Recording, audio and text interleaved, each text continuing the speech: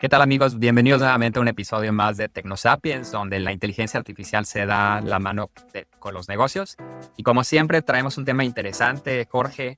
La verdad es de que todos los procesos, las técnicas, las herramientas en la IA cambian día con día. Y hay un tema que queremos platicar hoy, Jorge.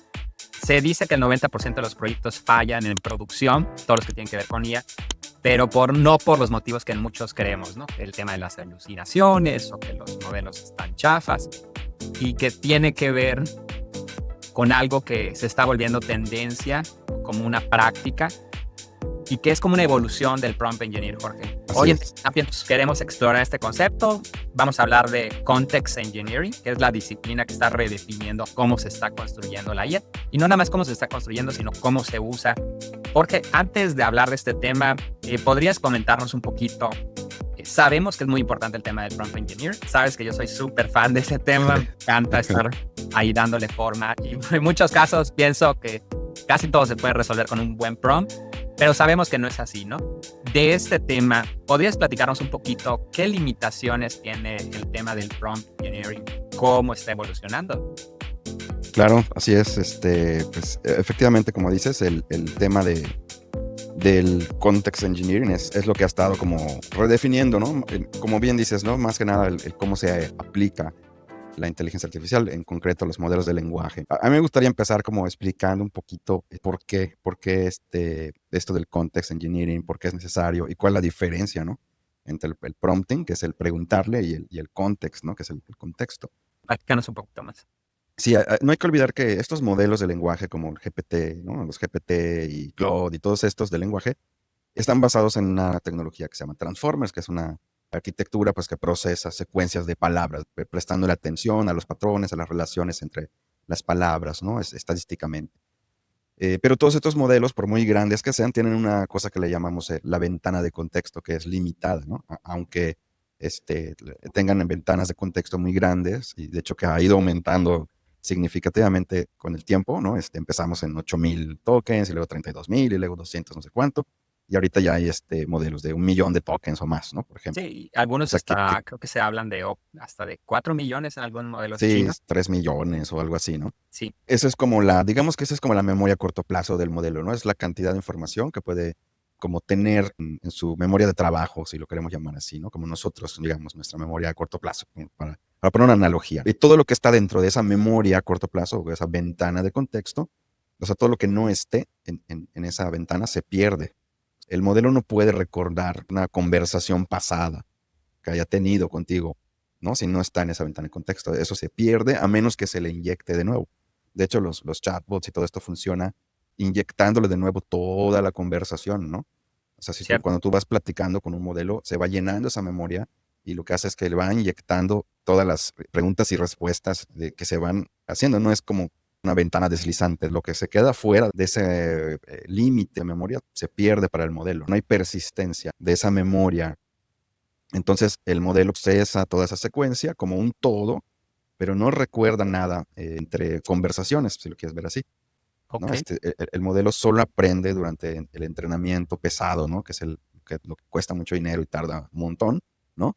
Pero no aprende en tiempo de uso, digamos, de inferencia. No está aprendiendo como nosotros, ¿no? Que estamos platicando, estamos aprendiendo. cierto. Entonces, no modifica sus pesos, que son digamos, las neuronas, ¿no? En el uso o en las interacciones, ¿no? Entonces, por eso, cuando no sabe algo, alucina, ¿no? Es decir, alucinar es que completa pues, patrones estadísticos basado en esto de los transformers que te comento, ¿no? Ok. Y entonces ahí es donde viene el context engineering, que no cambia en sí la estructura o los pesos de la red neuronal, sino que le va inyectando a esa ventana de contexto información externa, Ok. ¿ok? Que compensa esas limitaciones. Está, por ejemplo, el RAG, ¿no? Que es la generación con el Retrieval Augmented Generation, ¿no? Que en cada inferencia, pues se le inyecta al modelo lo que necesita saber, ¿no? Por ejemplo, si en un chatbot el usuario pregunta sobre políticas de una empresa, de la empresa, el sistema busca, no sé, un archivo que tenga ese contexto y se lo inyecta al modelo para poder responder adecuadamente. No está, digamos, tatuado en sus pesos, ¿no? En lo que aprendió durante el entrenamiento, sino que lo inyectan y lo repite como un loro, digamos, ¿no? Ok. Eso es, a grosso modo, el context engineering, ¿no? El saber qué inyectarle, cómo inyectarle. Y ahora además con esto de las funciones, el modelo puede saber cuándo tomar información, cuándo ejecutar acciones. O sea, cuando, por ejemplo, digamos que el modelo, pues sabemos que como es de lenguaje, no es bueno haciendo cálculos, por ejemplo, ¿no? Entonces, con esto de las herramientas y las acciones, ¿no? En el context engineering se utiliza una capa como de orquestación para detectar cuándo invocar una herramienta, ¿no? Por ejemplo, calcular los intereses de un crédito, ¿no? El modelo detecta que debe llamar a una función de programación y la ejecuta para calcularlo y luego inyectar esa respuesta de nuevo al contexto y responder adecuadamente. Ok, Eso es, ok. digamos, el context engineering. En este tema, Jorge, nos has mencionado, la verdad es que varios términos que tal vez si no estamos tan familiarizados nos podemos perder un poquito. Nos has hablado de los modelos, nos has hablado de ventanas de contexto, de tokens. Pero podrías darnos un ejemplo porque sabemos que es muy importante. Creo que dentro de las cosas que más se han repetido y creo y estoy convencido que es así, es importante desarrollar habilidades para saber hacer buenos prompts, ¿no? Ujú. ¿Podrías darnos un ejemplo de cuál sería la diferencia entre un prompt o prompt engineering o ingeniería de prompts y ingeniería de contexto de una manera muy sencilla para que podamos empezar a entender qué es esto? Porque pues yo ya estoy pensando que algunos en la audiencia, yo decir, ok, todavía estaba agarrándole la onda a este tema del prompt engineering y ahora me dicen que ya salió el siguiente tema que es el context engineering y ya no sé si lo que ya sabía y ya lo tengo que desechar. ¿Por qué no nos comentas un ejemplo? Prompt engineering es esto, context engineering es aquello.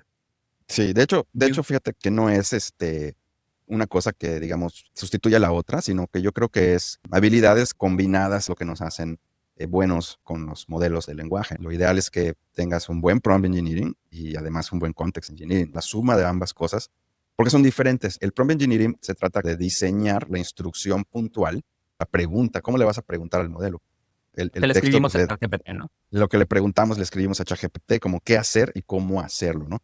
Se Y el context centra engineering en sería.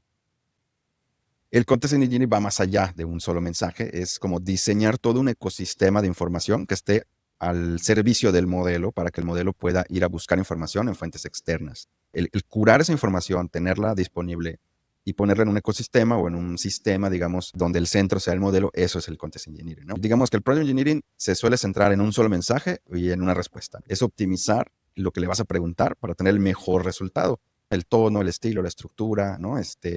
Son técnicas, usando técnicas como el few shot, que son las pocas preguntas, cadenas de pensamiento, ajustes de estilo, de tonos, ejemplos, darle ejemplos de cómo quieres que te responda. El context engineering se basa en el qué, de dónde. El modelo pueda buscar el conocimiento y el contexto adecuado antes, durante y después del prompt para inyectarlo a su ventana de contexto, junto con los pesos o la información que ya sabe, aumentar la respuesta, enriquecerla y dártela con una certeza de que es algo confiable, fiable, en sistemas pues, reales, ¿no? Correcto. Incluye ese manejo de la ventana de contexto para sabiendo que, digamos, que el contexto se va a perder después de una cantidad de información, ¿no? Entonces, el saber cuándo inyectarle, ¿no?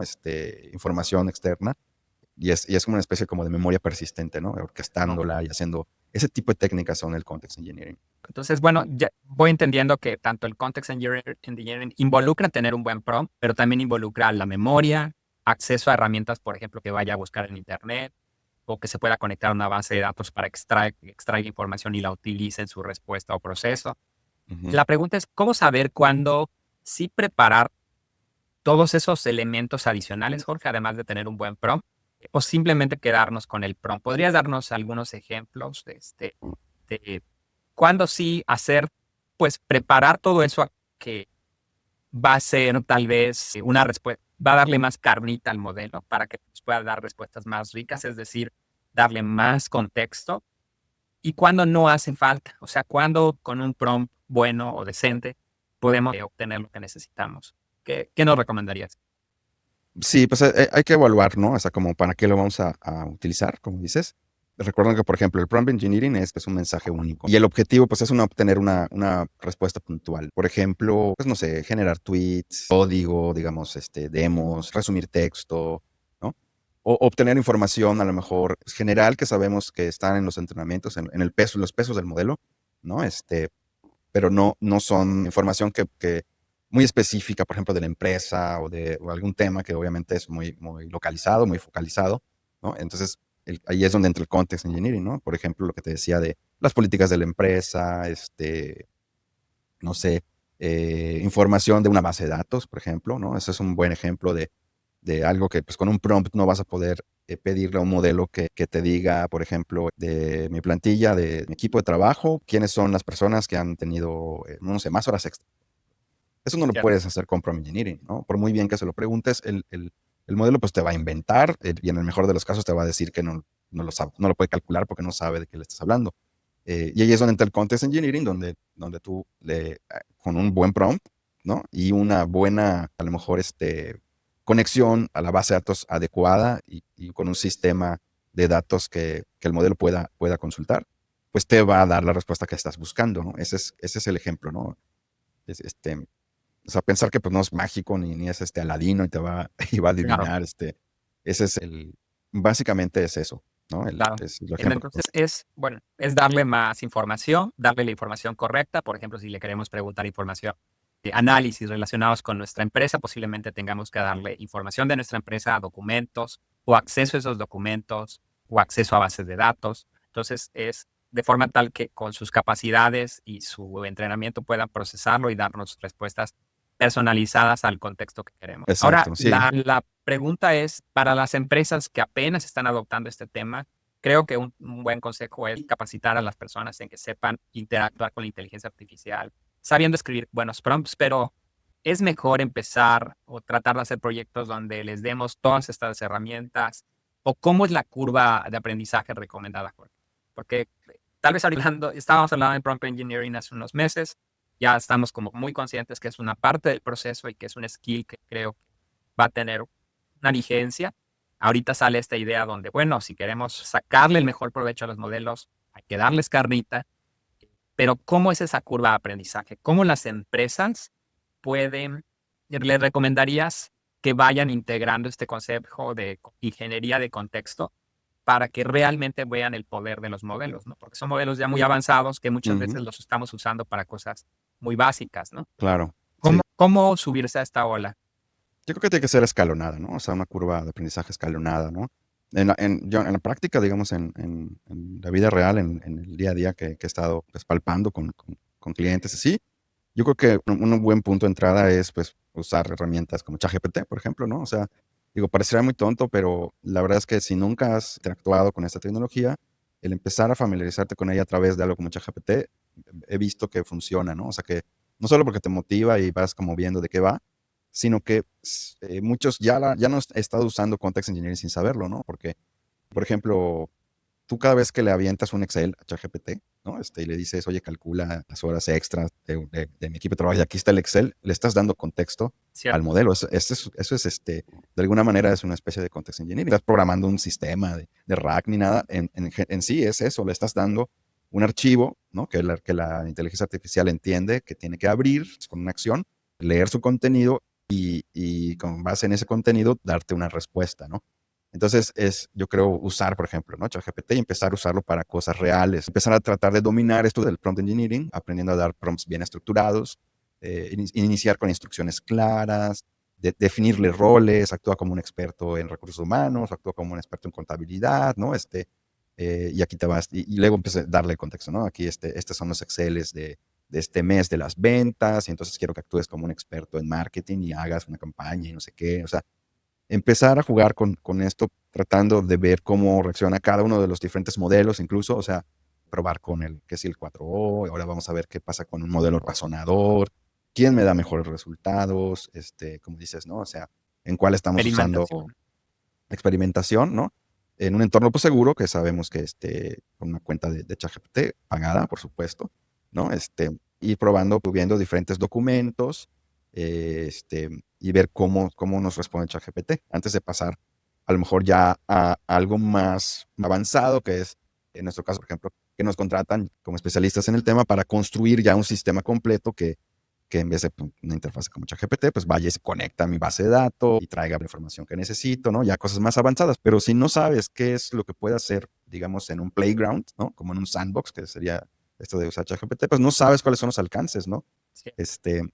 Y ahí vas a ver realmente tanto los alcances, ¿no? O sea, qué podrías hacer o para qué te podría servir la inteligencia artificial, como en qué casos dices, no, ¿sabes qué? Esto, pues por más que le doy el contexto y no sé qué, no me gusta cómo responde o hay riesgos, se puede equivocar, ¿no?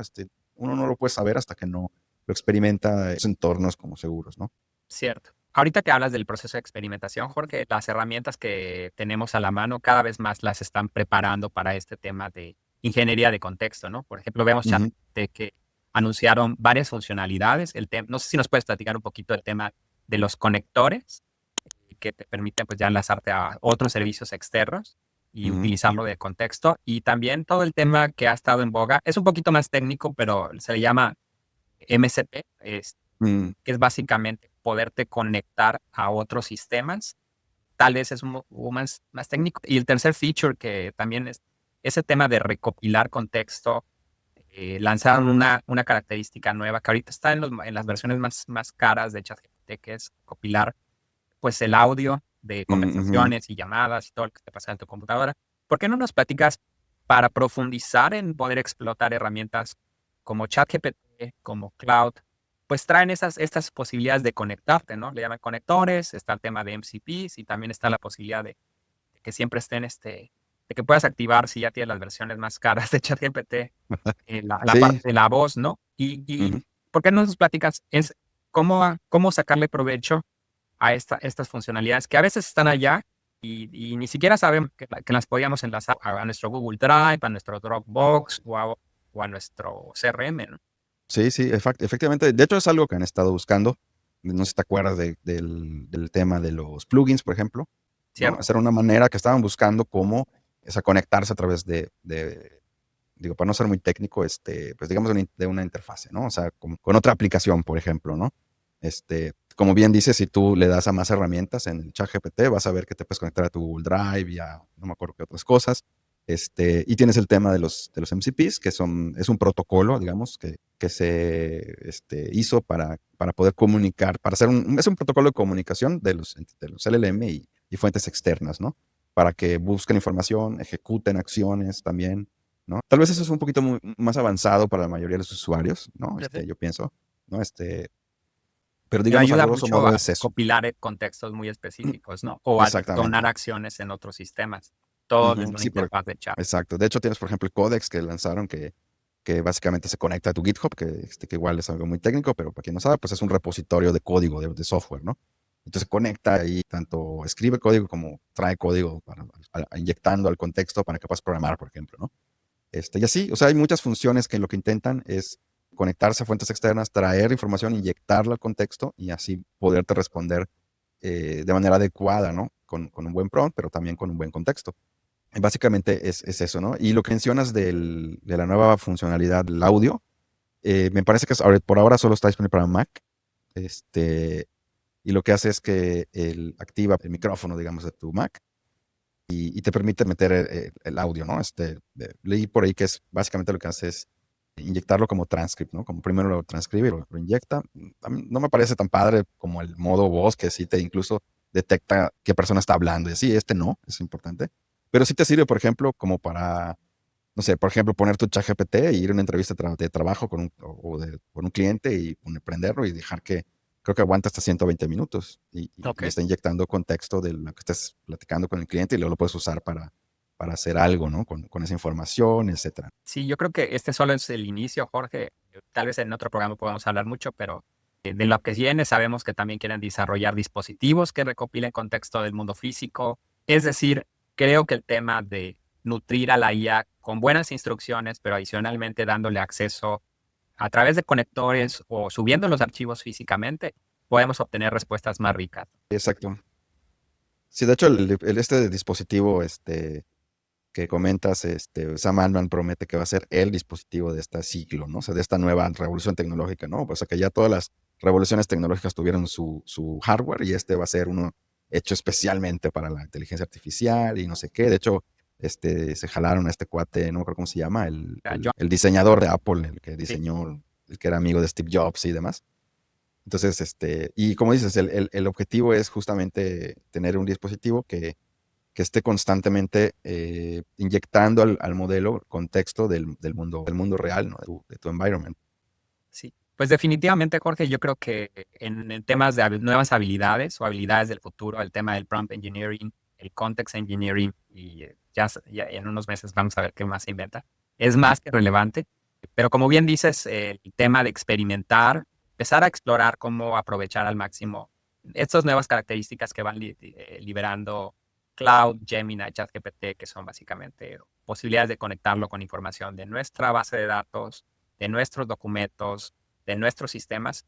Creo que el proceso de experimentación nos puede abrir la mente e inspirarnos a nuevas posibilidades, el uso de estas herramientas para nuestro beneficio, ¿no?